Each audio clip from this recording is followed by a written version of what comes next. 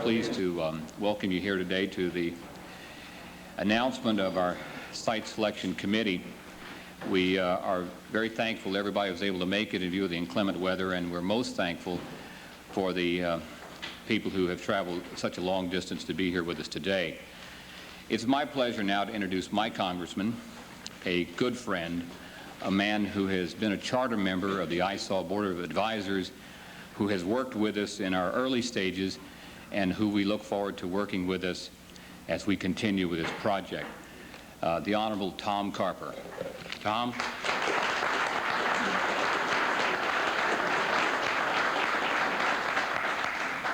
Thank you very much. I've just come from Delaware, where we have 2 inches of ice on the ground. I'm happy to be here. I apologize for our 2 senators, Joe Biden and Bill Roth. They're trying to get down here and may show up just about any minute. And they're also, as I am, charter members of the Institute's Board of Advisors, and they join me in spirit at least in welcome each and every one of you here today. The Institute was incorporated, as some of you know, as a nonprofit organization back in 1984. I think it was June of 1984. And since its inception, this organization has devoted its efforts toward establishing a scholarly research foundation and an American History Museum complex. The Center for the Study of the Vietnam and Korean War History will give scholars the opportunity to research, to document, and to broadcast the history of these 2 important eras of my life, and I know the lives of many of you. The Center's resources will study the political, the social, the military, and virtually all threads of the American fabric during these troubled times. Visitors to the American History Museum complex will be able to journey through time. Our country's heritage will be presented in a unique way that will bring the experiences of those times from the Revolutionary War through Vietnam to life. The museums will incorporate a living history approach that will be a blend of the educational excellence of the Smithsonian Institute and the magic of the Epcot Center. In 1988, the Institute began a nationwide search for a site. The process was narrowed to 4 sites: the states of Arizona, New Mexico, Oklahoma, and Pennsylvania. In a few moments, the winner final site selection will be disclosed. That's not my job this morning, but my job and my pleasure this morning is to introduce to you a fellow who many of you already know. It's been said that power and fame are fleeting things. There was once a time when Bob Haldeman and John Ehrlichman argued over who was going to get to wear license plate number 2 on their car. The very next year they were making them.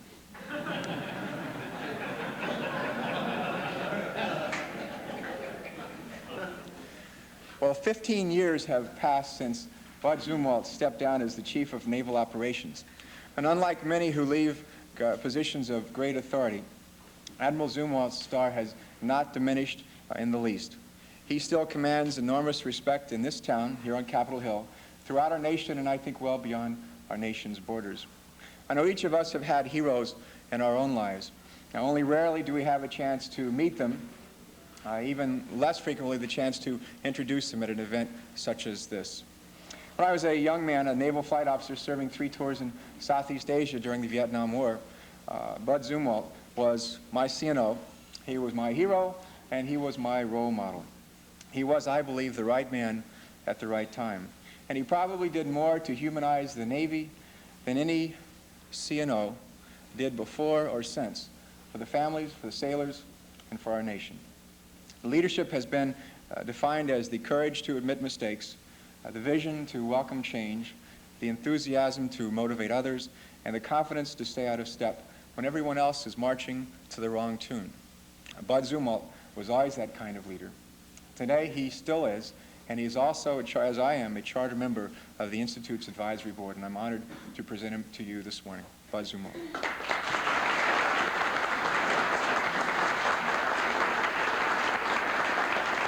Thank you.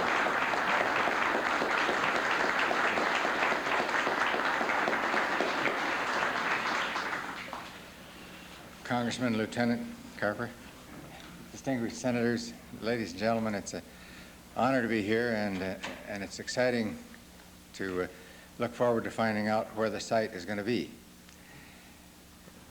In 1949, I had the thrill of spending a day with our World War II Army Chief of Staff, General George Marshall, who had finished his tenure as Secretary of State and had not yet become Secretary of Defense. I remember saying to him, General, when I was a high school student in the late 30s, my reading of the newspapers was that the government was telling me that in the event of war with Japan, we would prevent the invasion of the Philippines. General Marshall said, "You're right." And I said, "Why didn't we?" And he said, "Lieutenant, you've got to come to understand the difference between your government's declaratory policy and reality." He said, "You understood our declared policy, which was to prevent the invasion. Reality was that we had absolutely no military capability to do so, and we in the military always knew we would surrender the Philippines and fight our way back if we could." He went on to point out that prior to World War I, he had observed the country go through the same process, where the media were clamoring that the military were never satisfied, and because we were weak and were perceived as weak, the Kaiser had felt that he could get away with his conquest of Europe, and how it happened again prior to World War II. And then he went on to say, in this then Louis Johnson economy era, where we had, after the war, demobilized again and let our guard down, that we were headed for another war. And of course, he was only a year off in his forecast. And his final admonition to me, I at that time had my resignation in order to go to medical school, was, "Lieutenant, we're headed for another one, and the country's going to need everybody. You stay in." I took his advice, and I have observed us go through those cycles again and again. Today, we're in an unusual situation. We are at the highest level of military readiness in peacetime in my lifetime. And so for the moment, it appears as though the American people have learned their lesson. But this Institute for the Study of American Wars has an important mission, and that is to contribute to the continued understanding of our people of the importance of being prepared. The international cooperation that we expect to have with the veterans of other countries will make it possible for us to understand that they too saw their duty in support of their countries, and therefore perhaps to begin to understand together why it is that governments lead to decisions that result in war. And with that collective international understanding, and with a renewed dedication to maintain sufficient military readiness to deter, it would be hoped that this international study will make it possible for us to avoid wars in the future. Our Spirit of America Awards, which began last year recognizing for outstanding service a veteran of each of the wars, is something that we expect to continue and to help highlight for the American people as a subset of what we're trying to accomplish, the importance of this international understanding of how we have gotten into war in the past and will avoid it in the future. It gives me great pleasure now to turn this meeting over to Mr. John Riddell, who will relieve our excitement.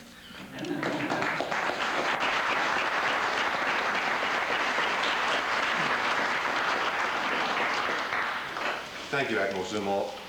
On behalf of the ISOL Board of Directors and Advisory Board, I'd like to extend a special thanks to the senators and House members present today, and to the press and distinguished guests. We are also very pleased by the national commitment to our project, as evidenced by the representation here today.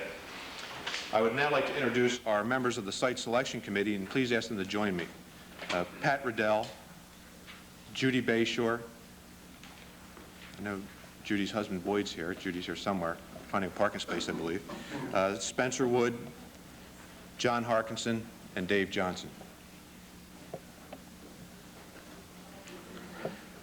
There are also some national endorsing veterans organizations here that are present today, or at least trying to get here today, as well as advisory board members, and I'd like them to stand and be recognized.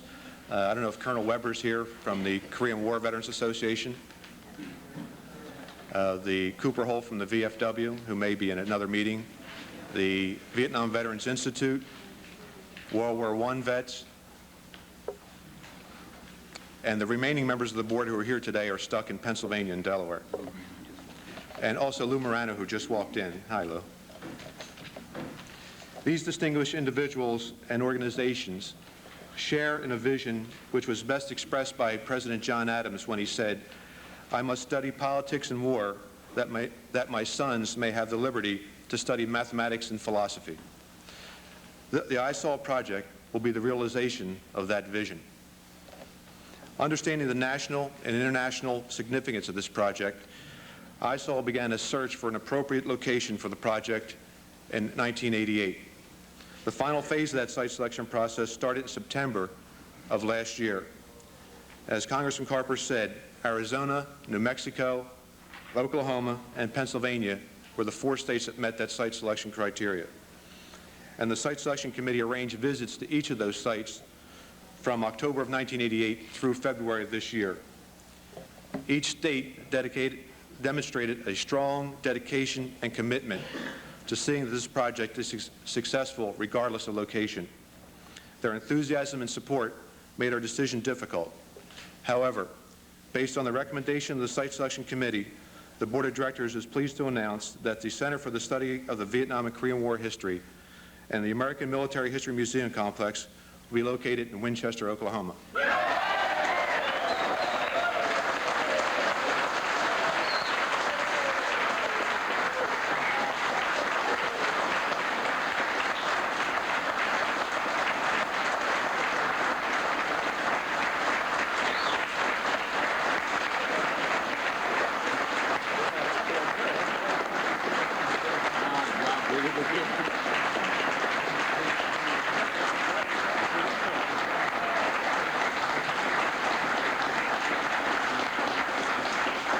Is there anyone from Oklahoma present? I'd now like to call Senator Bourne and Senator Nichols and the Oklahoma delegation to the podium.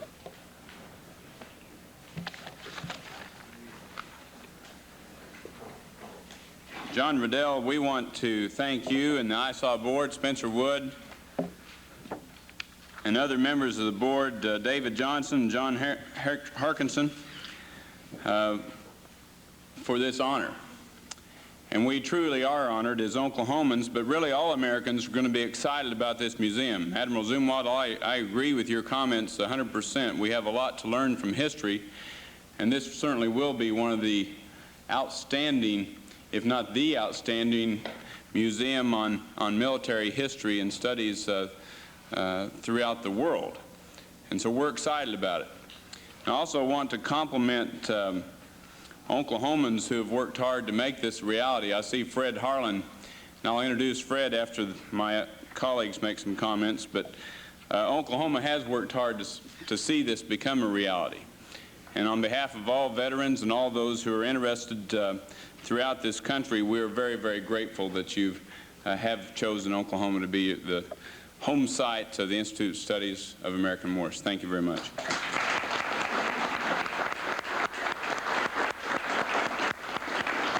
Well, members of the board and the selection committee, I want to join with my colleagues in congratulating you on your good judgment. Naturally, all of us from Oklahoma are elated with this news. It was a privilege to get to meet with several of you when you came to Oklahoma to look at the site, and I sensed then that we had an excellent opportunity. You found in Oklahoma, as I said to several of you, a strong commitment to our country, the spirit of Americanism alive and well, a deep appreciation and an understanding for those who had made sacrifices in the service of our country in wartime, a deep appreciation that continues to this day. And I think, therefore, you've made the right decision in locating this institute and this museum in the state of Oklahoma. You also will have the combined support, as you can see here today, the bipartisan representation of our congressional delegation. I know the governor and our state legislative leaders, the municipal leaders of the surrounding areas, the county leaders are all united to continue to work with you. We know this is a beginning. We pledge to continue to work with you to make sure that this museum becomes a reality, that the funds are raised and that the effort is made nationwide, and those of us in Oklahoma want to play our part in seeing that happen. But most of all today, I want to congratulate those who really made it happen at the local level. I think of the leaders of communities like Okmulgee and Henrietta and Bixby and Winchester and, of course, Tulsa, the entire Okmulgee County and Tulsa metropolitan area that joined together without any competition with each other for what was good for the entire area. People like Ms. Waldrop and others who spent money out of their own pockets, lots of time working on this project. This is really a tribute to community spirit and community effort, and it shows what can be accomplished when people pull together and work together. And as a result, we all believe that one day soon, we'll see the $30 million Institute for the Study of the Korean and Vietnam Wars, eventually a $150 million project that we believe will bring, as the planners have indicated, 7 million people a year to come to visit and to learn from this very important center for the study of American military history. I'd just like to ask all of those who represent the communities in Okmulgee County and in Tulsa that have all worked together so hard with the selection committee to help make this day possible. Would all of you please stand and be recognized, all of those from the surrounding area.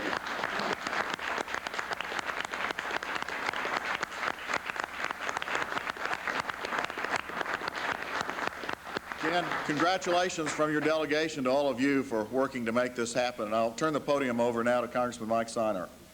Thank you, David, very much. And ladies and gentlemen, since it will be located in my congressional district, let me also join with the thanks and the appreciation for this selection. I think that the people here representing Okmulgee, Tulsa, Creek County, and all of Oklahoma is really a statement that we want to make, that we are going to stand side by side with you in making this one of the great museums around the world. You know, we talk about the spirit that evolved in Oklahoma to make this possible. David and Don have spoke about it. I think it's very clear that when the selection committee came down, we wanted to put the best face on for Oklahoma. I think today is really a statement of how this is the best news we've had in 5 years. And I think Oklahomans are saying we're back in the game, that we're going to make our state competitive for institutions such as this museum. But more importantly, I think what the people on the selection committee found when they came to Oklahoma is a patriotic spirit of all ages, from veterans and non-veterans, from young and old, who were committed to show that Oklahoma has that patriotic spirit, that we can use this resource not only to learn what we have from past wars, but more importantly, teach our children about how to avoid them in the future. Oklahomans are grateful today. We're going to work side by side with the committee and the organization to make sure that this is going to be the greatest success for Oklahoma. And I'm excited, and I know that I join and speak on behalf of all the people here that we'll make you very proud and happy you made that decision.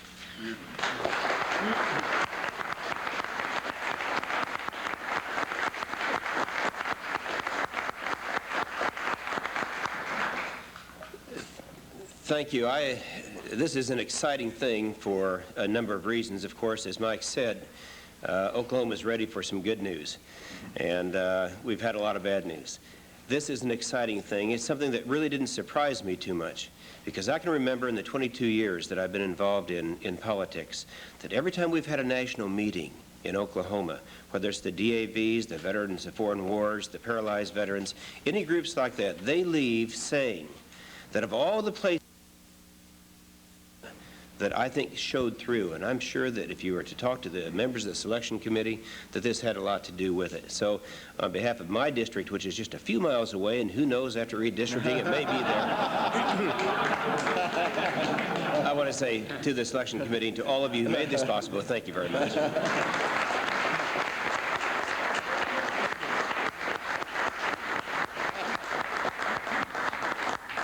Thank you very much, and I see some other people that have come in that I'd like to identify. Mike Milne from the Veterans of the Vietnam War is present, and that's a charter member organization. And Judy Bayshore on the Site Selection Committee has just arrived. Thank you. I saved the last two introductions for last purposely at this point, because these are the two people that are responsible for introducing us to Oklahoma. Dr. Peter Rollins from Oklahoma State University, also an advisory board member, talked about our project across the nation, has talked about our project across the nation, and talked about it in Oklahoma, and a lady named Linda Waltrip. Linda, are you here? Would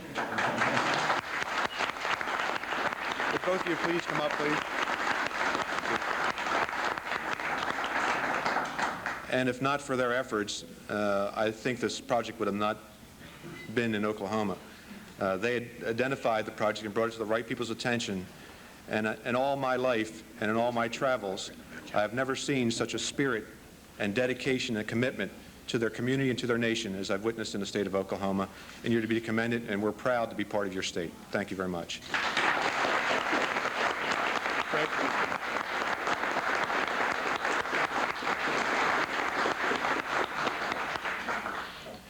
John, this is a great day for the state of Oklahoma and the United States of America, because this Military History Museum, the Institute for the Study of American Wars, is long overdue. Something we hope we never have to add an additional building for the study of any other war, but we're glad that Winchester, Oklahoma is the site. The Oklahoma delegation that's here, I've got a few introductions I'd like to make.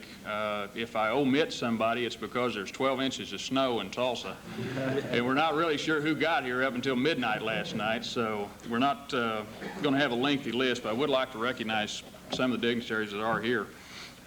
Hans Brisch, Chancellor for Higher Education of the state of Oklahoma.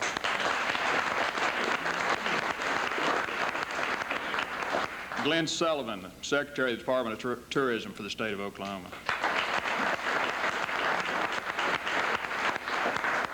Senator Ted Fisher, Oklahoma State Senate, and he's chairman of the Economic Development Committee. Dick Rush, President of Oklahoma State Chamber of Commerce and Industry. Orville Knight, Northeastern Oklahoma Department of Commerce. Tom Gray, Creek County Economic Development.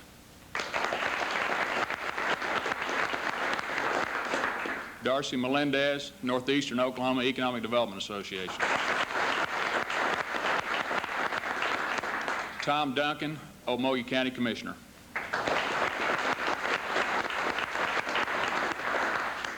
Carlisle Mabry, Mayor of the City of Okmulgee.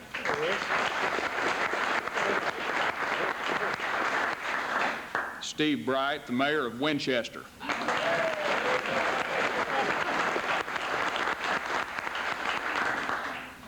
One introduction that I've held till the end, and if I've omitted anybody, I'll apologize now.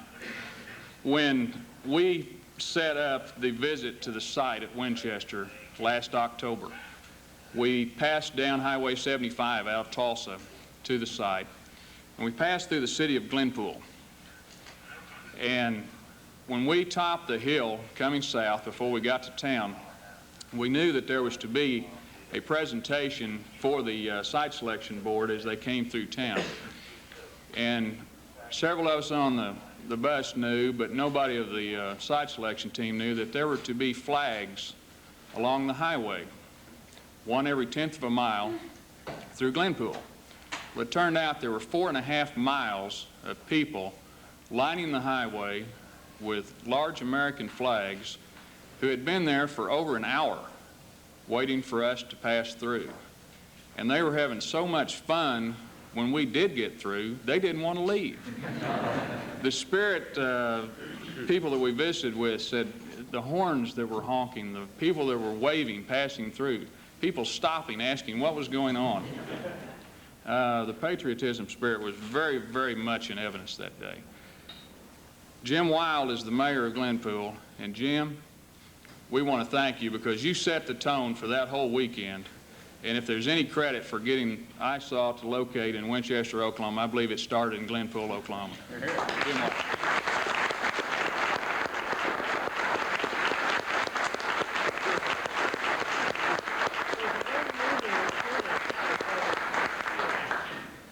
Board of Directors of ISAW, the legislature for the state of Oklahoma, will be acting shortly on an appropriation to purchase 300 acres of ground at Winchester and present that property for the site for the Institute for the Study of American Wars. Thank you.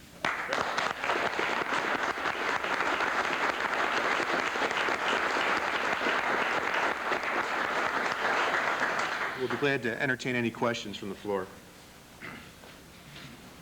Tell me how you're going to handle your fundraising, how much you expect to come up with in the immediate future, and how this will be paid, contributions, donations. It'll all be, mostly be sponsored by corporate and private individual donations and contributions, and that process will begin immediately. Who has similar attractions with the organizations from Williamsburg The Vice Chairman of ISOL. Hans Brisch is the Chancellor of Higher Education for the state of Oklahoma, and really one of the exciting things about this institute is that it will have studies, it will have a lot of focus on the history of American wars and what happened and how they evolved and how it changed the course of history, not only for the United States but for the entire world.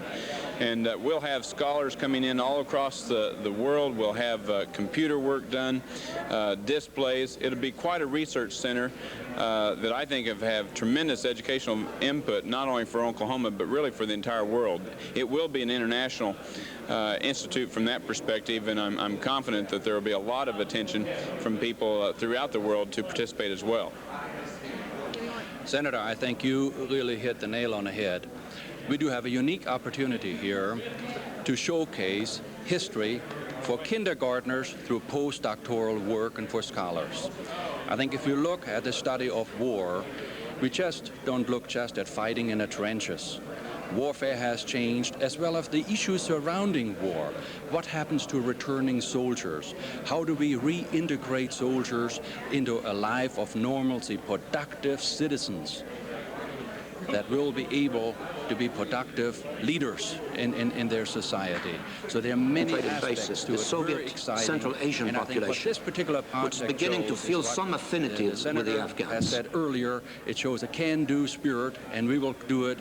And I think here is a long-term chance for Oklahoma to show to the rest of the world what we can put together to have an international #1 center. It's a first-rate opportunity for higher education. I'm going to do what I can do to help influence the direction to make sure that the educational component is part of it, because all Oklahomans, people in the United States, will benefit from that, and international scholars. Thank you, Hans.